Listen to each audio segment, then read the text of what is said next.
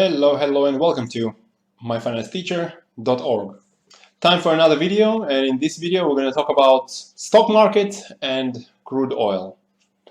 Before we continue, let me remind you guys to subscribe to the channel if you haven't, and click that bell notification. Thanks a lot. Looking at S&P 500 at the moment, you see the last two cycles on the screen, one between February and December 2018, and another between December last year and June this year. Generally, these cycles last for about half a year, but sometimes they are stretched, like this one between February and December last year. The current cycle has already been going on for more than 7 months, so based on normal duration, I would expect a decline in S&P 500 sometime over the next several weeks. Looking at other technical indicators, the 14-day RSI has been into overbought territory over the last few weeks, also indicating that the stock market is probably getting a little bit too hot. Current price is also stretched by about 9.4% above the 200-day moving average, and when the price is this far from the 200-day moving average, it means there is a chance that mean reversion might pull the price back down towards that long-term moving average. Looking at shorter-term daily cycles, which usually last for about a couple of months, the current one has been going on for only 38 days. So the stock market can still go up for another couple of weeks before it will be due for a correction down. Looking at other interesting indicators, this is a Fear and Greed Index by CNN. Market tops are usually indicated by extreme greed.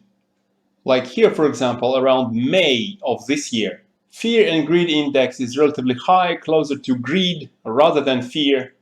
And that actually coincides to this April top in the stock markets. When the stock markets are collapsing into the intermediate cycle lows, that's when people are afraid. And that's when Fear and Greed Index is very low. Like here, for example, in December 2018, which coincides to this intermediate cycle low. So with this understanding, look at the current levels, which is somewhere at about 95, 96, I would say. This also shows that the stock market is quite hot at the moment and is likely to correct downwards relatively soon. Next, let's have a look at the Put-Call Ratio.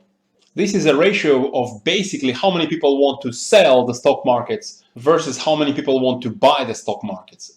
At the time of intermediate cycle lows, a lot of people would be afraid and a lot of people would be selling. Like here, for example, in December 2019, this index peaks when everybody is selling.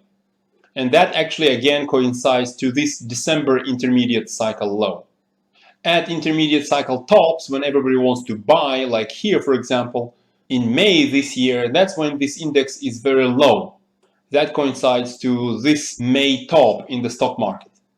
So with this understanding, notice that in November, December, and in January, we've seen this index very low, indicating that almost no one is selling. Most of the market participants are now buying, which also means that we might be close to a top and might start a correction down relatively soon.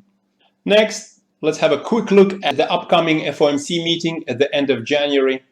Nearly 91% of market participants think that the Fed, the US central bank, is not going to change rates. So I don't see any surprises coming from the Fed at this time.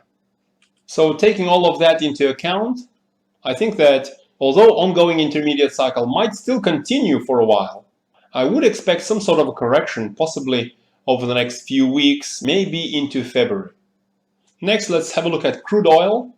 And as we discussed in the previous video, we were expecting a correction down as this intermediate cycle in crude oil comes to its end at an intermediate cycle low. And over the last few days, we see that oil has actually corrected down significantly. But I'm still not buying crude oil. Over the last half a year or even longer, it's been stuck between this range of about $51 to about $65. And the correction down over the last few days hasn't been severe enough to indicate an intermediate cycle low. So over the next couple of weeks, if crude oil moves down to low 50s, I might consider that an intermediate cycle low and might be interested in investing in crude oil. So to summarize, in both of these markets, the stock market and the crude oil market, I think it's best to wait for an opportunity to invest at an upcoming intermediate cycle low. If you want to catch that low, buy low and sell high, you know what you gotta do. Hit the like button, subscribe to the channel, and good luck in your trades.